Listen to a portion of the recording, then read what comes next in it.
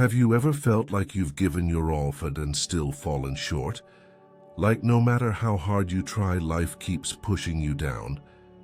In this video, we'll explore the timeless wisdom of Paramahansa Yogananda on how to rise again, how to transform failure into strength, pain into purpose, and setbacks into a deeper connection with your soul's true power. Dealing constructively with failure. The season of failure is the best time for sowing the seeds of success. The bludgeon of circumstances may bruise you, but keep your head erect. Always try once more, no matter how many times you have failed. Fight when you think that you can fight no longer, or when you think that you have already done your best, or until your efforts are crowned with success. Learn how to use the psychology of victory. Some people advise, don't talk about failure at all, but that alone won't help. First, analyze your failure and its causes, benefit from the experience, and then dismiss all thought of it. Though he may fail many times, the man who keeps on striving, who is undefeated within, is a truly victorious person. Life may be dark, difficulties may come, opportunities may slip by unutilized, but never within yourself say, I am done for. God has forsaken me. Who could do anything for that kind of person? Your family may forsake you, good fortune may seemingly desert you, all the forces of man and nature may be arrayed against you, but by the quality of divine initiative within, you can defeat every invasion of fate created by your own past wrong actions and march victorious into paradise. No matter how many times you fail, keep on trying. No matter what happens, if you have unalterably resolved, the earth may be shattered, but I will keep on doing the best I can. You are using dynamic will, and you will succeed. That dynamic will is what makes one man rich, and another man strong, and another man a saint. Now that you've heard the profound words of Paramahansa Yogananda, let us gently explore what they truly mean, so you can apply them to your own life, not just as philosophy, but as a way of living, healing, and rising again. Because maybe you are in one of those seasons right now, the kind where everything feels like it's falling apart, where nothing seems to work, no matter how hard you try, where failure isn't just a moment, it feels like your entire identity. But Yogananda reminds us, the season of failure is the best time for sowing the seeds of success. Let that sink in. The very moment when life feels most barren, when you are stripped of control, when your dreams lie in pieces, that is when the soil of your soul is soft enough to receive something new. Not just a new idea or a new plan, but a new you, a deeper you, a stronger you. Most people fear failure. They see it as the opposite of success. But in truth, failure is not your enemy. Indifference is. Giving up is. Failure is just feedback, a redirection, a necessary descent before the rise. Yogananda teaches us that success isn't built on luck or perfection. It's built on resilience, on the ability to stand back up one more time than you fall, on keeping your head erect even when the bludgeon of circumstances has bruised you. And isn't that the real test of strength? Not avoiding hardship, but remaining undefeated within. Think of a tree in a storm. It bends, it shakes, it even loses some branches, but because its roots go deep, it does not break. The same is true for you. Failure forces you to grow roots in your character, your discipline, your humility, your trust in God.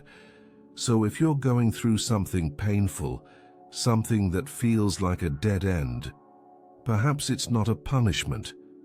Perhaps it's a preparation, Yogananda also speaks of something powerful, the psychology of victory.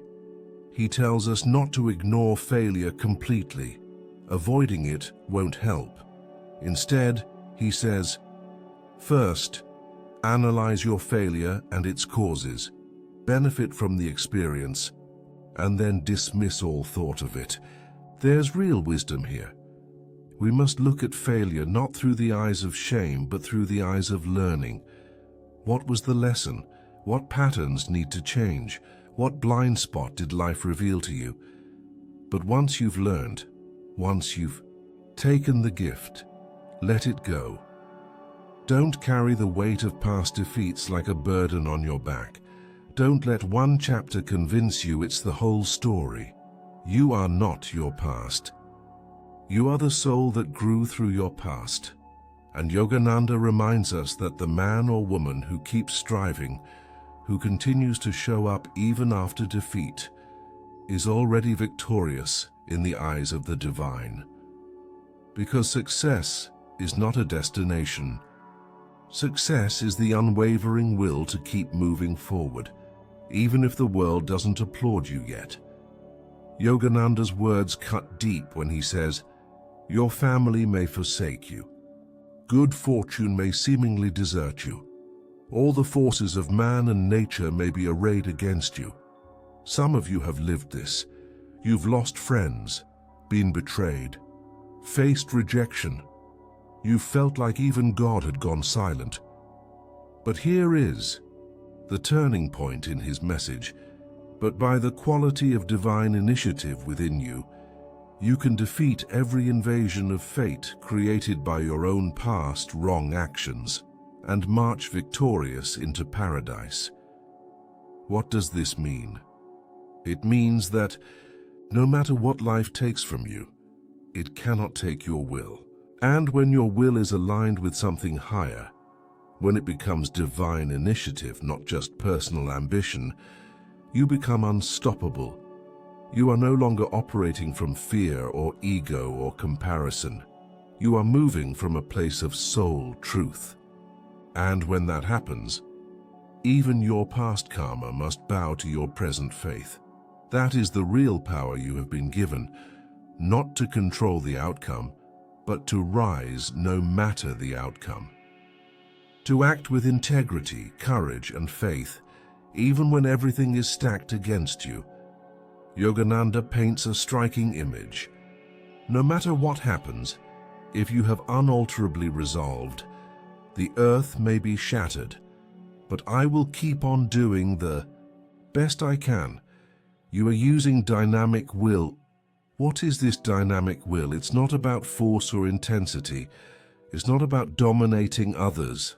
It's the quiet, unshakable power that comes when your will is united with your higher self. It is the energy of the soul, determined to fulfill its divine purpose, no matter how many failures, rejections, or heartbreaks it encounters. This is the will that builds empires.